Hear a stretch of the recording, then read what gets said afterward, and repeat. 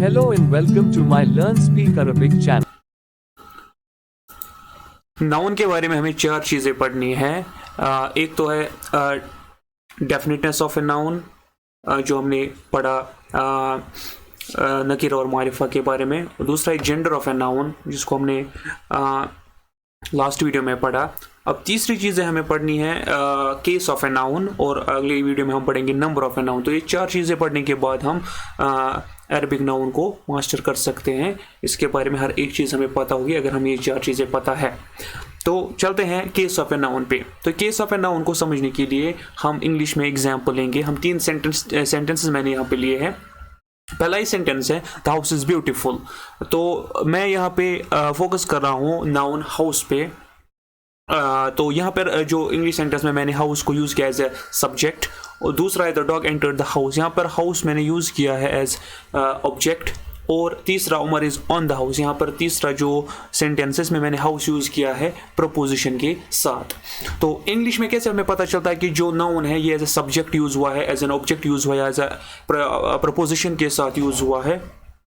अगर हम इंग्लिश में इसकी टर्मिनोलॉजी यूज़ करेंगे, यहाँ पर सब्जेक्ट, यहाँ पर हाउस सब्जेक्टिव केस में यूज़ हुआ है, यहाँ पर हाउस एक्यूजेटिव केस में यूज़ हुआ है, और यहाँ पर जो हाउस है ये जेनेटिव केस में यूज़ हुआ है। इसी तरह अरबी में भी हमें देखना है कि अगर हमारे पास कोई नाउन है, इसको हम कैसे as a subjective case use करें, या अरबी में इसको हालात या रफ़ा बोलते हैं, या एक्यूजेटिव केस में यूज़ करें यानी कि हालात नस्ब में यूज़ कैसे करें, या जेनेटिव केस यानी कि हालात जर में इसको कैसे यूज़ करते हैं। जब हम इंग्लिश देखते हैं तो इसमें कोई noun as a subject use होता है, ये वर्ब से पहले रखा जाता है जब एज ए सब्जेक्ट यूज़ होगा, और जब एज एन ऑब्जेक्ट यूज़ होगा तो ये वर्ब के बाद आ जाता है, और जब प्रपोजिशन के साथ यूज़ होगा तो प्रपोजिशन के बाद आता है नाउन। इसी तरह अरबी में कैसे हमें पता चलेगा कि जब एक नाउन है ये as a subject, as an object, या विद ए प्रपोजिशन यूज़ हुआ है। तो इसके लिए हम इन तीनों सेंटेंस की अरबी ट्रांसलेशन देखेंगे। द हाउस इज़ ब्यूटीफुल, इसकी अरबी आती है अद्दारु जमीलुन। इसी तरह the dog entered the house, दखला कल्बुन दार।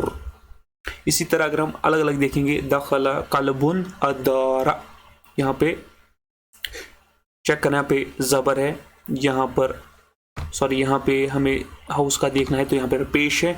इसी तरह यहाँ पर दार पे जेर है। ये तीन चीज़ें हमें देखनी है।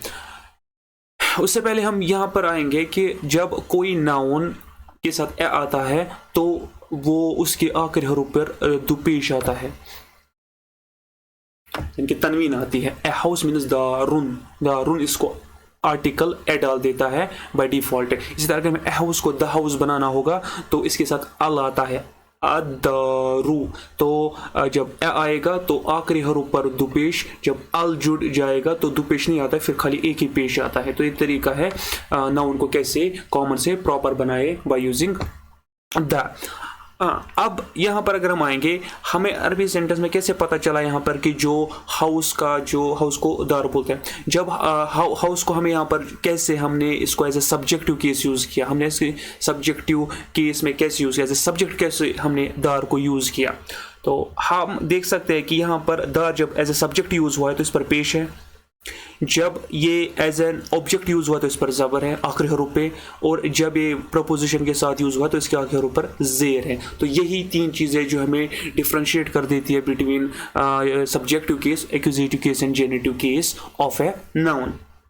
तो जब हम फॉर एग्जांपल कोई डिक्शनरी खोलते हैं और किसी नाउन का हम अरबिक मीनिंग याद रखते हैं, लाइक पेन, इसको अरबी में कलम बोलते हैं, तो हम इसको एज ए कलम याद रखते हैं, और जो आखिरी हरूफ है इस नाउन का, इस पर क्या हरकत है, ज़बर है, ज़ेर है, पेश है, या तनवीन है, या क्या है, ये हम याद नहीं रखते। हम खाली कलम पढ़ते हैं, और मीम पर क्या भी हरकत है वो हम याद नहीं रखते, क्योंकि वो हरकत क्या आएगी, ये डिपेंड करता है कि ये सेंटेंस में एज ए सब्जेक्ट यूज़ हुआ है तो अलग आएगी, एज एन ऑब्जेक्ट यूज़ हुआ है तो अलग आएगी, या प्रपोजिशन के साथ यूज हुआ है तो हरकत अलग आएगी।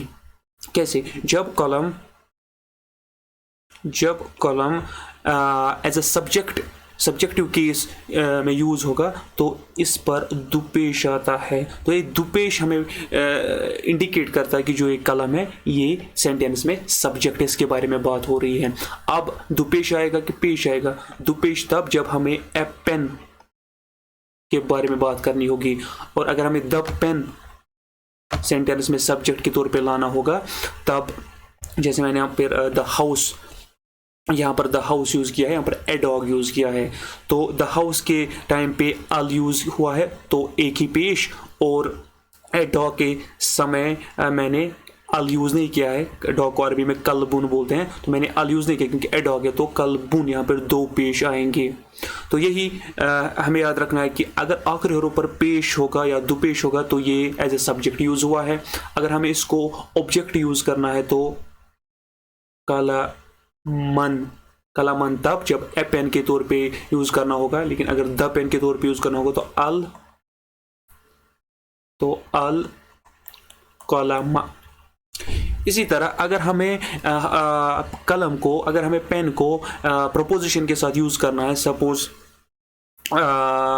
सपोज ऑन ए पेन या द के साथ ऑन द पेन, अगर हमें प्रोपोजिशन के साथ यूज़ करना होगा तब इसको हालाते जर में आता है, जेनेटिव केस में आता है। इस सूरत में जो आखिरी हरूफ है इस पर जेर आती है। लाइक ए पेन अगर हमें जेनेटिव केस में यूज़ करना होगा, प्रोपोजिशन के साथ यूज़ करना होगा तो ऑन को अरबी में आला बोलते हैं, हम लिखेंगे आला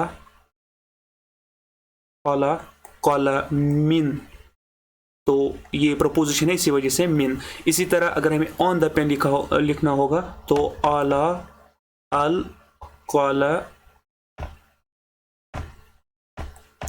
कॉला मी। इसी तरह तो कॉलम को एज अ सब्जेक्ट कैसे यूज हुआ है तो दुपेश आएगा या पेश आएगा। एज एन ऑब्जेक्ट कैसे यूज हुआ है तो आखिरी हरूफ पर या तो ज़बर या तो दो ज़बर, डिपेंडिंग अपॉन ये ए के साथ है या कि द के साथ। इसी तरह अगर प्रोपोजिशन के साथ यूज होगा तो इस पर दो ज़ेर आती है या ज़ेर आती है, डिपेंडिंग अपॉन ए के साथ यूज होगा या द के साथ यूज होगा। तो अब noun as a subject use करना है सेंटेंस में तो पेश दो पेश यूज करेंगे। एज एन ऑब्जेक्ट यूज करना है तो ज़बर या दो ज़बर यूज करेंगे, या अगर हमें प्रोपोजिशन के साथ यूज करना होगा तो ज़ेर या दो ज़ेर यूज करेंगे। Thank you.